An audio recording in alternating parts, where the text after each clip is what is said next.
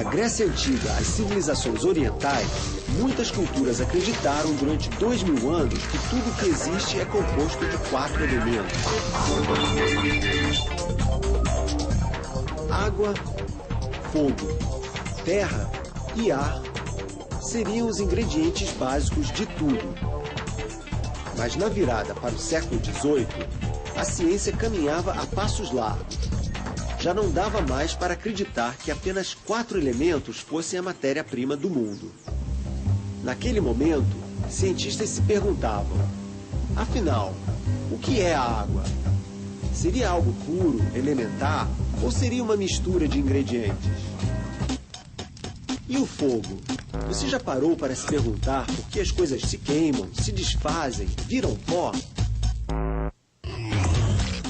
O primeiro homem que conseguiu responder a essas perguntas foi um cientista genial, considerado o pai da química moderna. Você deve ter ouvido uma frase dele: na natureza, nada se perde, nada se cria, tudo se transforma. Pois esse cientista revolucionário terminou seus dias de forma trágica, ele próprio vítima de uma revolução. Seu nome era Lavoisier.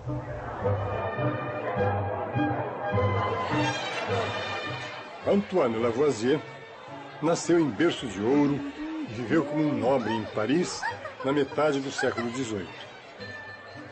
Tempos em que a riqueza de poucos começava a incomodar os muitos que passavam fome. Excelente aluno, com apenas 25 anos, ele entrou para a Academia de Ciências da França. Um gênio precoce.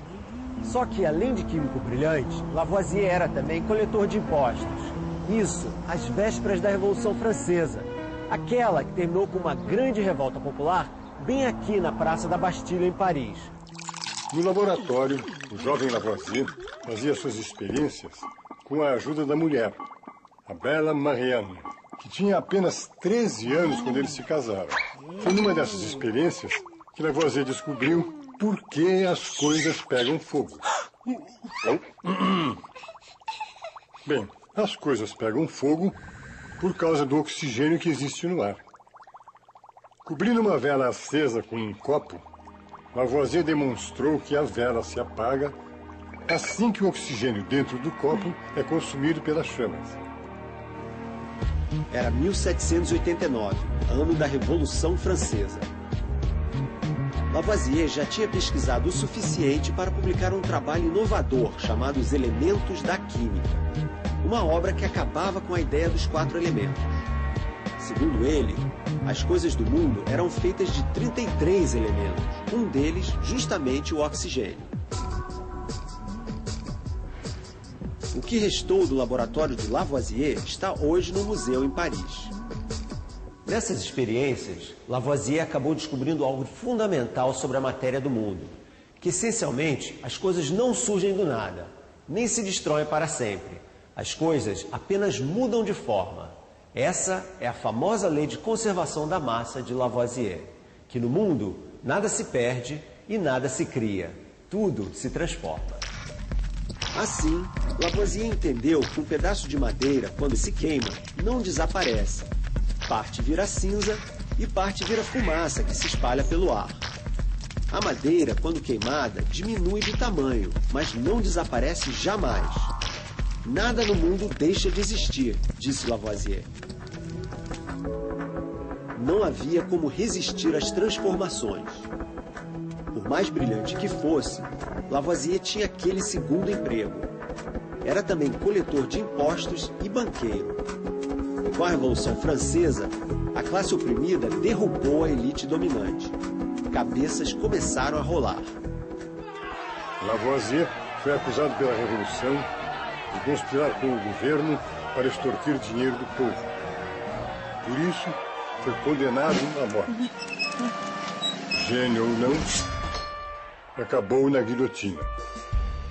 Lavoisier morreu sem responder à pergunta fundamental que ele mesmo levantou. Por que exatamente nada se perde e tudo se transforma?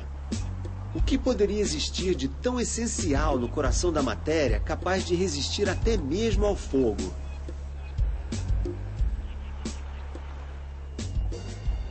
No início do século XIX, o mistério da composição da matéria começou a ser desvendado. Foi aqui, na cidade de Manchester, no norte da Inglaterra, que um cientista apresentou a resposta para a pergunta milenar. Afinal, do que tudo é feito? O nome dele era John Dalton, um sujeito esquisito, que não gostava de gente e jamais se casou. Dalton enxergava muito mal, não conseguia reconhecer a maioria das cores. A doença que ele tinha nos olhos veio a ser batizada de daltonismo, em sua homenagem. Mesmo assim, Dalton foi capaz de mirar longe e buscar lá na Grécia Antiga a resposta para o mistério da matéria. No primeiro capítulo da nossa série, conhecemos a história de Leucipo e Demócrito. Leucipo e Demócrito disseram: tudo que existe no mundo é composto de átomos.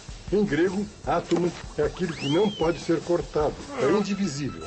Por causa disso, esses filósofos ganharam o nome de atomistas. A matéria do mundo, para eles, era composta de pequenos grãos, os átomos. Tudo é feito de átomo. Essa foi a resposta de Dalton, inspirada na sabedoria grega. Fazia sentido. Se toda a matéria do mundo é composta de pequenos pedacinhos, os átomos, isso explica por que nada se perde quando um pedaço de madeira se queima.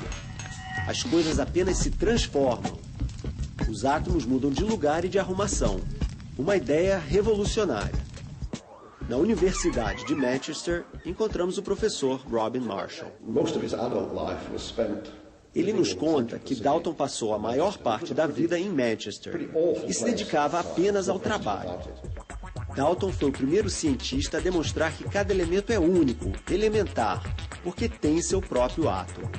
E os compostos químicos nascem da união de elementos, como, por exemplo, a água. Ela é feita de 2 átomos de hidrogênio e 1 de oxigênio. No fundo do mar ou na garrafa que está ao seu lado nesse momento, a água tem sempre essa composição, H2O. Dalton mal poderia imaginar que os átomos não são, na verdade, indivisíveis. Muitos anos depois, outros cientistas iriam provar que esses pedacinhos de matéria são compostos de outros pedacinhos, ainda menores.